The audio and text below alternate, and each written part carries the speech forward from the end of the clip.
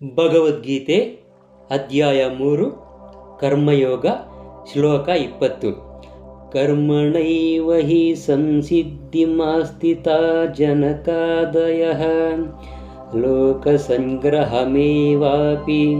ಸಂಪಶ್ಯನ್ ಕರ್ತುಮರ್ಹಸಿ. ಅನುವಾದ: ಶ್ರೀಕೃಷ್ಣನು ಅರ್ಜುನನಿಗೆ ಹೇಳುತ್ತಿರುವ ಮಾತುಗಳು. ಜನಕನಂತಹ ಮಹಾರಾಜರು ಕೂಡ ನಿಯಮಿತ ಕರ್ಮಗಳನ್ನು ಮಾಡಿದ್ದರಿಂದಲೇ ಪರಿಪೂರ್ಣತೆಯನ್ನು ಪಡೆದರು. ಆದ್ದರಿಂದ ಕೇವಲ ಜನಸಾಮಾನ್ಯರಿಗೆ ಶಿಕ್ಷಣ ನೀಡುವುದಕ್ಕಾಗಿ ನೀನು ನಿನ್ನ ಕೆಲಸವನ್ನು ಮಾಡಬೇಕು. ಇದರ ಭಾವಾರ್ಥ: ಜನಕನಂತಹ ಮಹಾರಾಜರು ಆತ್ಮ ಸಾಕ್ಷಾತ್ಕಾರವನ್ನು ಪಡೆದರು. ಆದ್ದರಿಂದ ವೇದಗಳಲ್ಲಿ ಹೇಳಿದ ಕರ್ತವ್ಯಗಳನ್ನು ಅವರು ಮಾಡಬೇಕಾಗಿರಲಿಲ್ಲ. ಆದರೂ ಜನಸಾಮಾನ್ಯರಿಗೆ ಮೇಲ್ಪಂಕ್ತಿಯಾಗಲು ಅವರು ಎಲ್ಲ ನಿಯಮಿತ ಕರ್ತವ್ಯಗಳನ್ನು ಮಾಡಿದರು. ಜನಕನು ಸೀತೆಯ ತಂದೆ ಮತ್ತು ಶ್ರೀರಾಮನ ಮಾವ. ಭಗವಂತನ ಮಹಾಭಕ್ತನಾದ್ದರಿಂದ ಆತನು ಅಲೌಕಿಕ ನೆಲೆಯಲ್ಲಿ ಇದ್ದನು. ಆದರೆ ಭಾರತದ ಬಿಹಾರ ರಾಜ್ಯದ ಒಂದು ಭಾಗವಾದ ಮಿಥಿಲೆಯ ರಾಜನಾಗಿದ್ದರಿಂದ ಆತನು ನಿಯಮಿತ ಕರ್ತವ್ಯಗಳನ್ನು ಮಾಡುವುದು ಹೇಗೆ ಎನ್ನುವುದನ್ನು ತನ್ನ ಪ್ರಜೆಗಳಿಗೆ ಹೇಳಿಕೊಡಬೇಕಾಗಿತ್ತು. ಶ್ರೀಕೃಷ್ಣನು ಭಗವಂತನ ನಿತ್ಯ ಸ್ನೇಹಿತನಾದ ಅರ್ಜುನನು ಸಹ ಕುರುಕ್ಷೇತ್ರದಲ್ಲಿ ಯುದ್ಧ ಮಾಡಬೇಕಾದ ಅಗತ್ಯವಿರಲಿಲ್ಲ. ಆದರೆ ಒಳ್ಳೆಯ ವಾದಗಳು ನಿಷ್ಫಲವಾದಾಗ ಹಿಂಸೆಯು ಅಗತ್ಯ ಎನ್ನುವುದನ್ನು ಜನಸಾಮಾನ್ಯರಿಗೆ ಹೇಳಿಕೊಡಲು ಅವರು ಯುದ್ಧ ಮಾಡಿದರು. ಕುರುಕ್ಷೇತ್ರ ಯುದ್ಧಕ್ಕೆ ಮೊದಲು ಯುದ್ಧವನ್ನು ತಪ್ಪಿಸಲು ಎಲ್ಲ ಪ್ರಯತ್ನಗಳನ್ನು ಮಾಡಲಾಯಿತು. ದೇವೋತ್ತಮನಾದ ಪರಮಪುರುಷನು ಸಹ ಎಷ್ಟೋ ಪ್ರಯತ್ನ ಮಾಡಿದ. ಆದರೆ ಇನ್ನೊಂದು ಪಕ್ಷವು ಯುದ್ಧ ಮಾಡಲು ದೃಢ ನಿಶ್ಚಯವನ್ನು ಮಾಡಿತ್ತು. ಹೀಗೆ ನ್ಯಾಯವಾದ ಗುರಿಗಾಗಿ ಹೋರಾಡುವುದು ಅಗತ್ಯವಾಗುತ್ತದೆ. ಕೃಷ್ಣ ಪ್ರಜ್ಞೆಯಲ್ಲಿ ನೆಲೆಯಾಗಿರುವವನಿಗೆ ಜಗತ್ತಿನಲ್ಲಿ ಯಾವ ಆಸಕ್ತಿಯೂ ಇಲ್ಲದಿರಬಹುದು.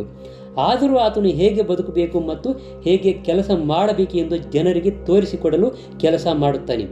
ಕೃಷ್ಣ ಪ್ರಜ್ಞೆಯಲ್ಲಿ ಅನುಭವಿಗಳಾದವರು ಇತರರು ತಮ್ಮನ್ನು ಅನುಸರಿಸುವಂತೆ ಕ್ರಿಯಾನಿರತರಾಗಬಲ್ಲರು. ಇದನ್ನು ಮುಂದಿನ ಶ್ಲೋಕದಲ್ಲಿ ವಿವರಿಸಲಾಗಿದೆ. ಶ್ಲೋಕ 21 ಯದ್ಯದಾಚರತಿ ಶ್ರೇಷ್ಠಸ್ತತ್ತದೇವೇತರೋ ಜನಃ ಸ ಯತ್ ಪ್ರಮಾಣಂ ಕುರುತೆ ಲೋಕಸ್ತದನುವರ್ತತೆ.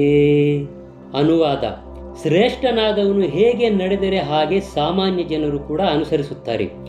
ಮೇಲ್ಪಂಕ್ತಿಯಾದ ತನ್ನ ಕಾರ್ಯಗಳಿಂದ ಆತನು ಯಾವುದನ್ನು ಪ್ರಮಾಣವನ್ನಾಗಿ ಮಾಡುತ್ತಾನೋ ಅದನ್ನೇ ಲೋಕವು ಕೂಡ ಅನುಸರಿಸುತ್ತದೆ.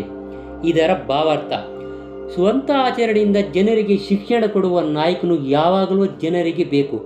ತಾನೇ ಧೂಮಪಾನ ಮಾಡುವ ನಾಯಕನು ಜನರಿಗೆ ಧೂಮಪಾನವನ್ನು ಬಿಡುವುದನ್ನು ಕಲಿಸಲಾರ.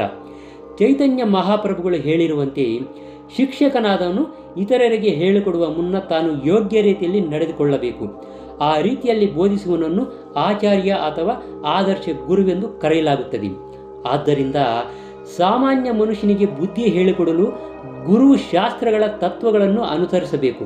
ಅಪೌರುಷೇಯ ಶಾಸ್ತ್ರಗಳ ತತ್ವಗಳ ವಿರುದ್ಧ ಗುರುವು ನಿಯಮಗಳನ್ನು ಸೃಷ್ಟಿ ಮಾಡಲಾರ. ಮನುಸಂಹಿತೆಗಳಂತಹ ಅಪೌರುಷೇಯ ಶಾಸ್ತ್ರಗಳನ್ನು ಮಾನವ ಕುಲವು ಅನುಸರಿಸಬೇಕಾದ ಪ್ರಮಾಣ ಗ್ರಂಥಗಳೆಂದು ಪರಿಗಣಿಸಲಾಗಿದೆ. ಆದ್ದರಿಂದ ನಾಯಕನ ಬೋಧನೆಗಳಿಗೆ ಇಂತಹ ಪ್ರಮಾಣ ಶಾಸ್ತ್ರಗಳು ಆಧಾರವಾಗಬೇಕು. ತನ್ನನ್ನು ಉತ್ತಮಗೊಳಿಸಲು ಬಯಸುವವನು ಶ್ರೇಷ್ಠ ಗುರುಗಳು ಅನುಷ್ಠಾನಕ್ಕೆ ತಂದಿರುವಂತಹ ಪ್ರಮಾಣ ನಿಯಮಗಳನ್ನು ಅನುಸರಿಸಬೇಕು. ಶ್ರೀಮದ್ ಭಾಗವತವು ಸಹ ನಾವು ಶ್ರೇಷ್ಠ ಭಕ್ತರ ಹೆಜ್ಜೆಯಲ್ಲೇ ನಡೆಯಬೇಕು, ಆಧ್ಯಾತ್ಮಿಕ ಸಾಕ್ಷಾತ್ಕಾರದ ದಾರಿಯಲ್ಲಿ ಮುನ್ನಡೆಯಲು ವಿಧಾನ ಅದೇ ಎಂದು ಹೇಳುತ್ತದೆ.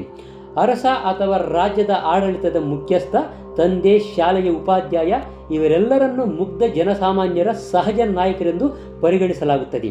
ಇಂತಹ ಎಲ್ಲ ಸಹಜ ನಾಯಕರಿಗೂ ತಮ್ಮ ಆಶ್ರಿತರ ವಿಷಯದಲ್ಲಿ ದೊಡ್ಡ ಹೊಣೆ ಅನ್ನೋದು ಇರುತ್ತದೆ.